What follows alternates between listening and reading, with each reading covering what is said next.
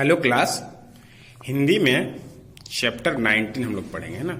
Chapter 19 है काम हो गया। चैप्टर का नाम क्या है? काम हो गया।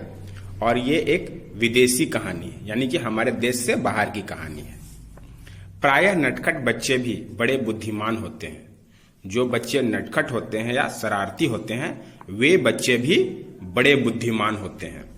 यह एक ऐसे ही बच्चे की कहानी है। ये कहानी एक ऐसे ही बच्चे की जो नटखट है लेकिन बुद्धिमान है, जो अपनी सजा को भी रोचक बना लेता है ना। उसको कुछ सजा मिलता है तो वो अपनी सजा को रोचक बना लेता है ना, इंटरेस्टिंग बना लेता है।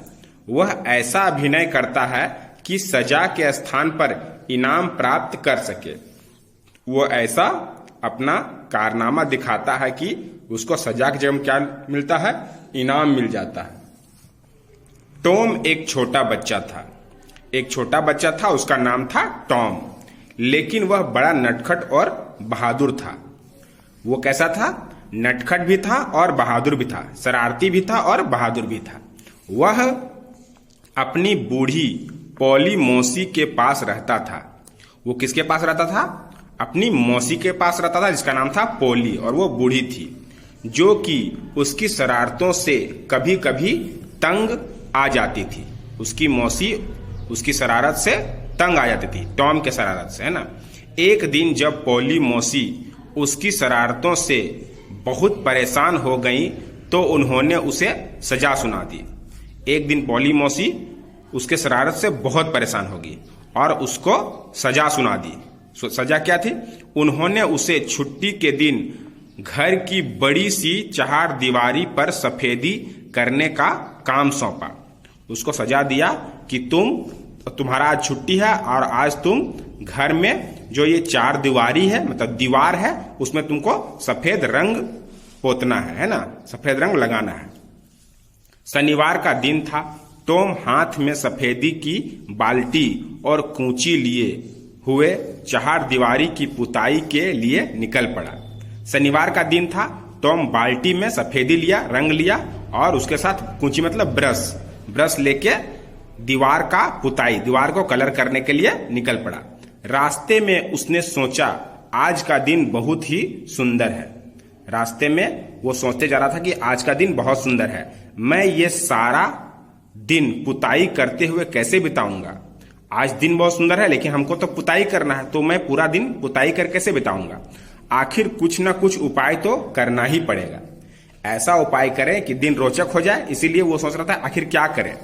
तभी उसका एक मित्र बेन सेब खाता और रस्सा कूदता वहां आया। उसका एक मित्र था, वो सेब खाते हुए और रस्सी से कूदते हुए वहां आया। उस समय टॉम चार दीवारी के एक हिस्से की पुताई कर चुका था। उतना जब वो उसका दोस्त आया तब तक वो चार दीवारी का एक हिस्सा का पेंट कर चुका था और एकदम कलाकार की नजर से उसे देख रहा था, और ऐसे पेंट करता जिससे वो बहुत बड़ा कलाकार हो।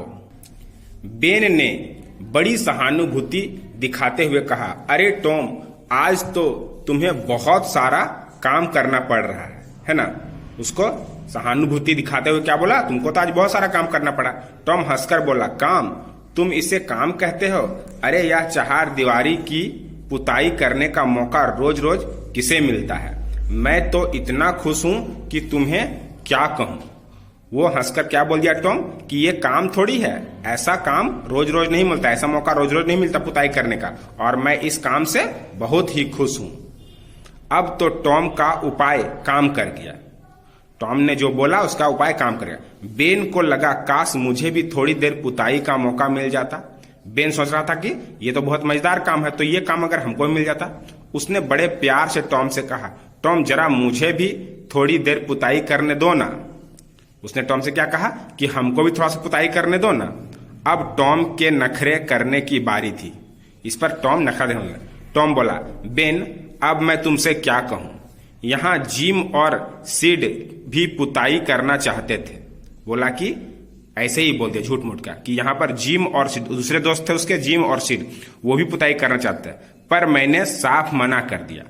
लेकिन मैंने क्या कहा कि तुमको नहीं देंगे करने के लिए। अगर कुछ भी गड़बड़ हो गई तो पॉली मौसी मुझे बहुत डांटेगी। अगर पुताई में थोड़ी सी भी गड़बड़ होगी तो उसकी पॉली मौसी उसको बहुत डांटेगी, इसलिए हम उसको साफ मना कर दिए। अब बेन ने दोबारा विनम्रता से अनुरोध किया, फिर हाथ जोड़कर बोलता है कि देखो टॉम, तुम मेरी बात का विश्वास तो करो, मैं बड़ी ही सावधानी से पुताई करूंगा। बोला कि मेरी बात का विश्वास करो, मैं बहुत सावधानी से पुताई करूंगा और जरा सा भी खराब नहीं करूंगा, और तुम्हें इसके बदले अपना सेब भी दे दूंगा। अगर तुम मुझे पुताई करने दोगे तो मैं ये सेब जो खा रहा हूं वो तुमको दे दूंगा। टॉम ने उसकी बातें सुनकर अपनी कूंची बेन को दे दी। ऐसा सुनते ही वो ब्रश क्या किया, किसको दे दिया, बेन को, पुताई करने के लिए। और बेन बड़े उत्साह के साथ पुताई करने में जुट गया। और फिर बेन क्या किया, चहारदीवारी को रंगने लगा। थोड़ी देर बाद एक एक करके कुछ और लड़के भी आए। जिस तरह बेन आया था उस तरह और भी लड़के आए। वे टॉम को चिढ़ाने की कोशिश करते, मगर चतुर टॉम किसी न किसी तरह उन्हें अपनी बातों में फंसा लेता। वो उसके जो दोस्त लोग थे उसको चिढ़ाने की कोशिश करते थे, लेकिन वो उसको अपनी बात में फंसा लेता था।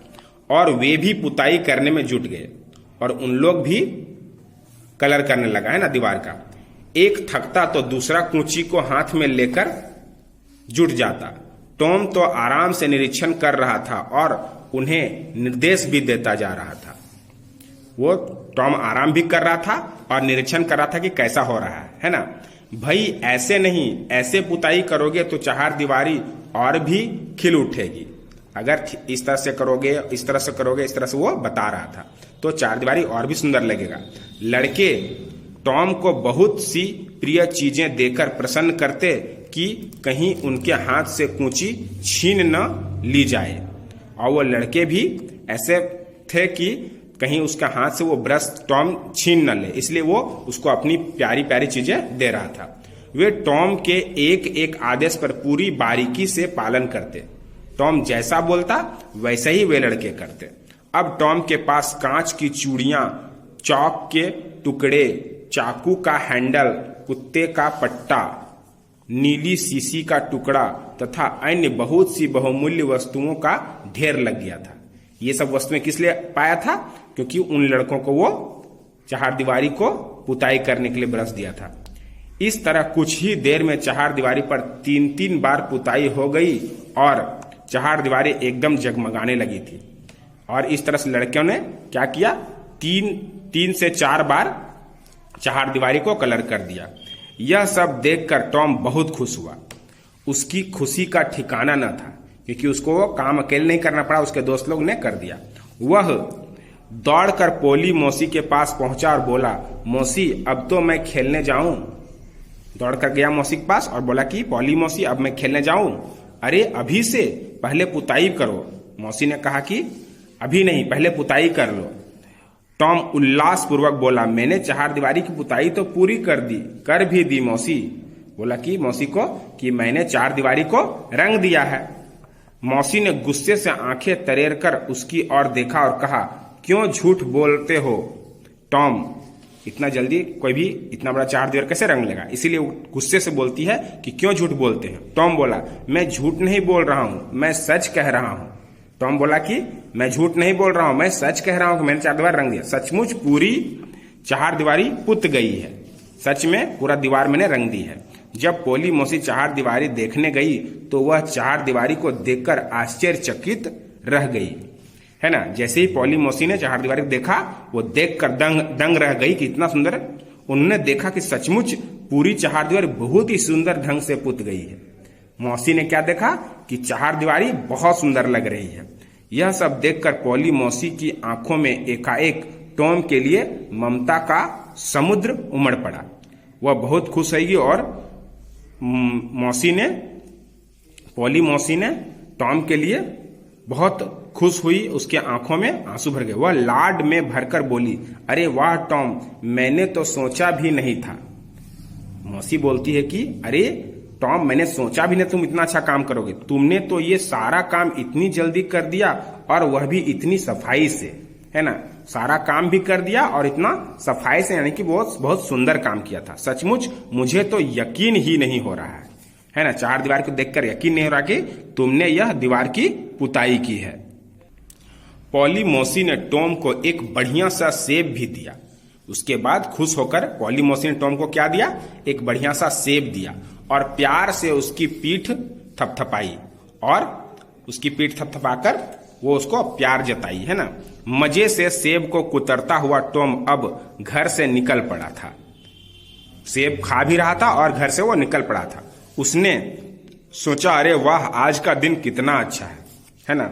उसका काम भी हो गया, उसको खाने के लिए सेब भी मिला और पॉली मौसी ने उसे बहुत प्यार भी किया। इसलिए वो क्या सोचा कि आज का दिन बहुत अच्छा है ना। ठीक है, अब नेक्स्ट है आपका अभ्यास, वो अपने व्हाट्सएप ग्रुप से करेंगे, उसे अपनी कॉपी में लिख के याद करेंगे। ओके।